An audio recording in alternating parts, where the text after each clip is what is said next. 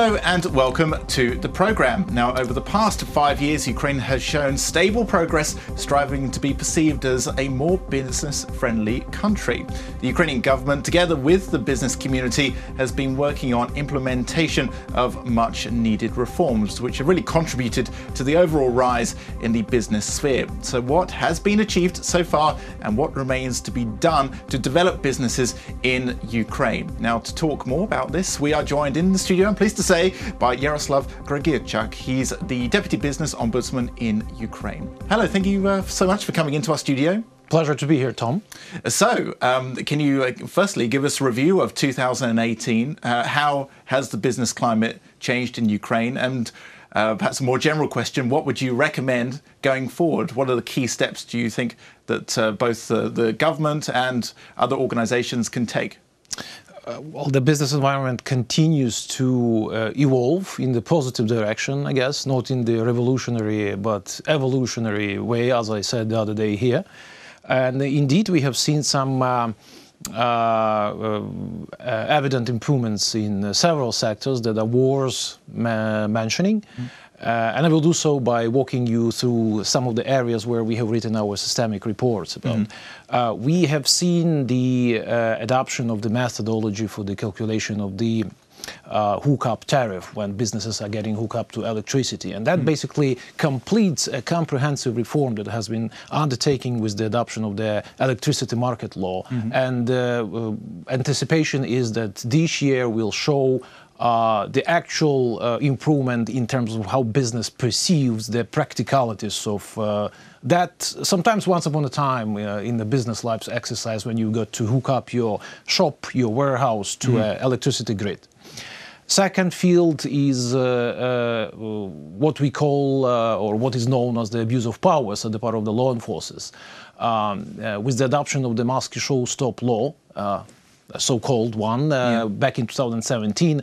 The last year saw the adoption of the Moscow Show Stop 2 that has strengthened the grounds for bringing officers of the law enforcement agencies to personal liability, and which has helped out businesses, but vesting them with the ability to challenge failure to observe reasonable terms on the part of the law enforcers that sometimes we see during the course of the pre-trial investigation.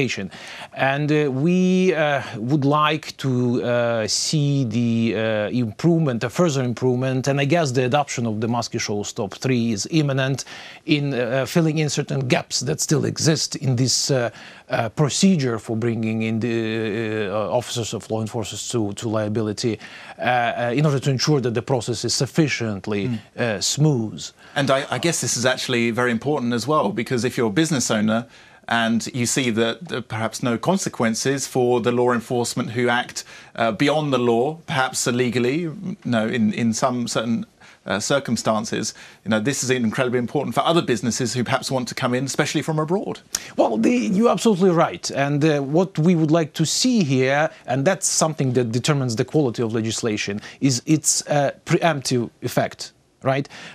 If there will be a certain reasonable degree of fear, let's put it bluntly, at the part of those law enforcers that might have abused their discretionary authority in the past, when they would be aware that from now on, and it's actually the change that has occurred, it's not only the existence of the verdict in the criminal proceeding, but the fact of them being brought to disciplinary liability that's right now constitutes the sufficient ground for the state to seek reimbursement of damage caused by their actions or inactions. And this was something that was missing and was attended to last year. Well, we would like to see this as something that would ultimately trigger the decrease in the number of individual complaints that would be filed with us. And how is the trend actually with this new legislation that was brought in? Have you seen a decrease in the number of claims which are being made?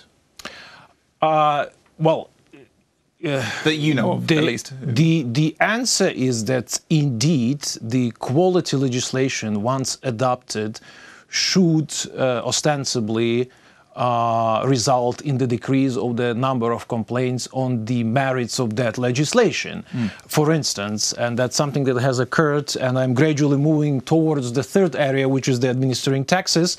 In 2017, the government has made a very effective effort to ensure that the current or the ongoing VAT is properly refunded. And it was appealing to see, and I'm glad to acknowledge and confirm that what has been tackled and changed back in 2017 has proved to be continuously, smoothly working throughout the entire 2018. And that's exactly what the one might observe as the consequential effect of the quality legislation. Now, in the context of law enforcers, the good example to prove the quality of the legislation adopted, and this is indeed illustrated itself quite well throughout 2018, is the effect of the Moscow Show Stop 1, which has introduced the mandatory video fixation of searches, special procedure for the seizure of digital data and hardware, mandatory access for advocate at any stage, mandatory audio recording of all those instances when law enforcers are approaching investigatory judges seeking ruling which would authorize search as an investigatory action. And the good thing is that we have virtually ceased to observe individual complaints which could be filed on the merits of specifically of this Moscow Show Stop 1. And in terms of our expectations for the current year and onward, indeed, to the extent these preconditions for bringing to personal liability as described in the Moscow Show Stop 2, which has become effective only a couple of months ago, effectively. Indeed, our expectation is that we will see the smaller number of individual complaints on the merits of those So really it's a process of getting credible evidence, of actually having the proper documentation when these businesses go to court or go to the prosecutor, then they actually have potential evidence on their side. Whereas, I mean, you speak to a lot of business leaders and opinion makers. What are their concerns, and perhaps what are their views on business going into 2019? Do they think it's getting easier to do business in Ukraine? Well, what I might recall from the top of my head is the quick review that has been made among the audience of the American Chamber of Commerce membership when they have held their membership meeting to appoint the new board of directors. I was there just as the attendee. American Chamber of Commerce is the part of our supervisory board. And what I can recall is that probably 2/3 out of the membership of this particular business association anticipate certain elements of growth in terms of their digits, their figures, their presence in this country when it comes to 2019, all in all. Yeah, it's actually funny because in the past I've spoken to a few business leaders here myself when I've been at different conferences, and they have a difficult position because they don't want to talk too much about Ukraine because then their competitors might know to come here as well. So what they're trying to do is keep it secret. But it's an interesting approach because indeed, if you were to be sort of to cross the line, which is very thin about being overly optimistic, then that might bring in more competition, or that might sort of relax the governmental officials to the extent that they would start believing that everything is very well and nothing needs to be tackled. But this is certainly not the case. And indeed, the fourth area where we have drafted systemic report, and you nicely mentioned competition, is indeed protection of economic competition and the oversight, where going forward we expect the ultimate adoption of the national program for the protection of competition and adoption of certain pieces of legislation that are very important to make the manner in which the MCU is exercising its authority in a more in a manner which is more coherent with the best international approaches. And in normal English, what is the protection of competition? What does that actually mean for businesses? That means the level, ground, fair playing field. So we're talking about taxes. Are we talking about other unfriendly business practices? You could say.